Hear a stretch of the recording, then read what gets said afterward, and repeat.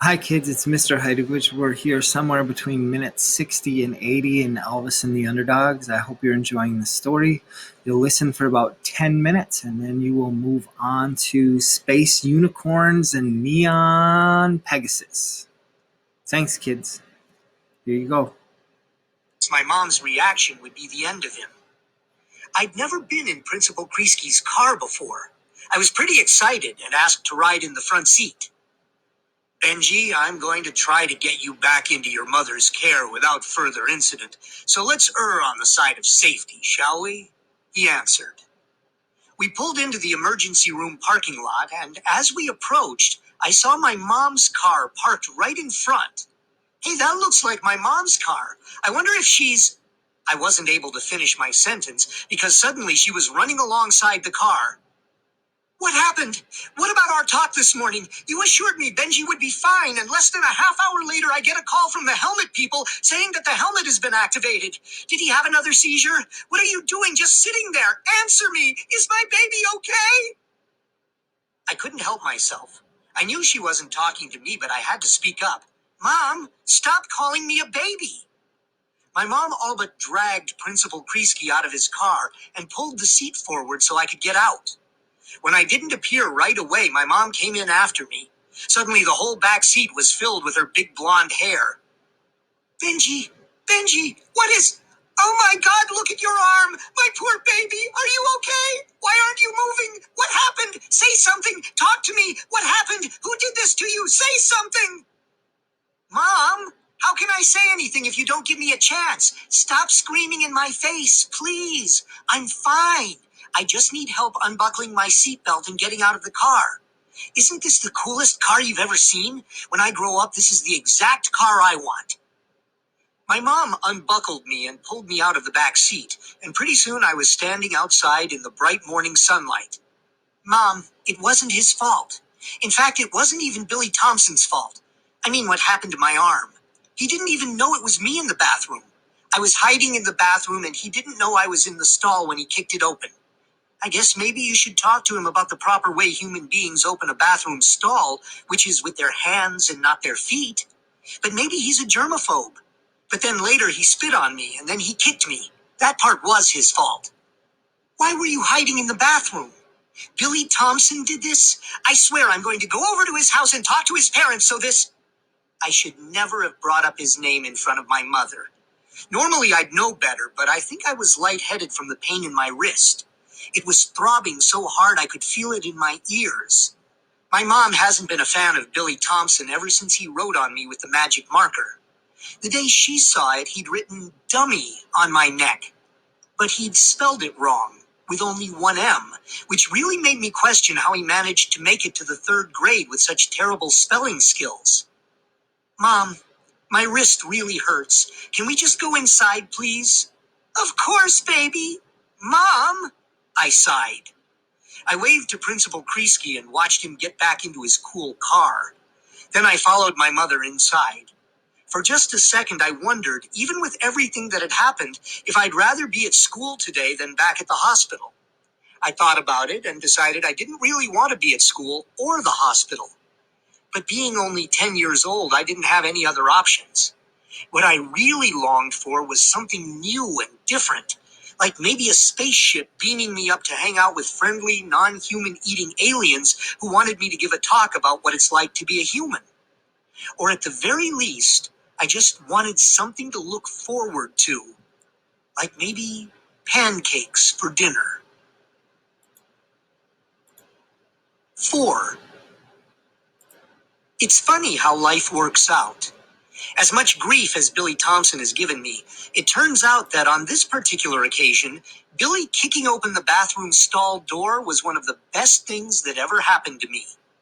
It was because of him and my sprained wrist that I got my therapy dog. I remember the conversation so clearly. We were waiting in radiology so they could get x-rays of my arm, and my mom was trying to spoon feed me some frozen yogurt from the cafeteria. Mom, I still have one good hand that can operate a spoon, I said. Now, Benji, baby, I want you to start from the beginning and tell me everything that happened.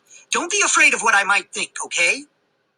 I nodded and opened my mouth to speak, but she stuffed some more froyo in my mouth and just continued talking. Did this happen because of the helmet? It did, didn't it? I'm so sorry. Kids can be so mean sometimes. If I could get my hands on that Billy, I just don't understand why he constantly goes after you. Mom, he goes after everyone, trust me. Though I do think I'm one of his favorites. He didn't even know I was in there, I swear.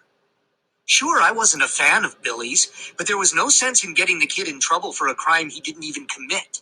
And case in point, my mom, like probably every other mom in the 4th grade, overreacted as soon as she even heard his name. Don't defend him, Benji. You said he kicked you and spit on you. And why were you hiding anyway? What I'm trying to say is, perhaps you were right. Maybe this helmet thing is never going to work out. Maybe it's just like strapping a neon sign on you and sending you to the wolves. I'm going to talk to your dad and Dr. Helen about getting you a therapy dog.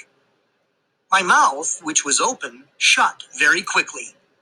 Interesting.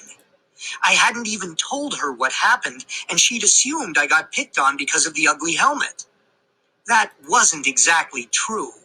Sure, the whole thing wouldn't have happened if I wasn't wearing the helmet, but it wasn't exactly because of the helmet in the way my mom thought it was. Probably not. Okay, definitely not. Now, here was my dilemma.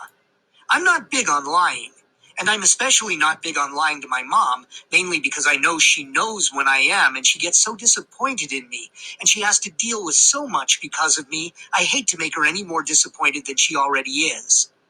I'm also against lying to my dad, but not as much. I'm totally for lying to the twins, but that's only because I sometimes have no choice.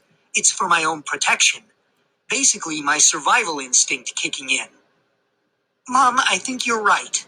If I had a therapy dog, this definitely would not have happened. There. That was definitely not a lie. I knew it. Oh, this is all my fault.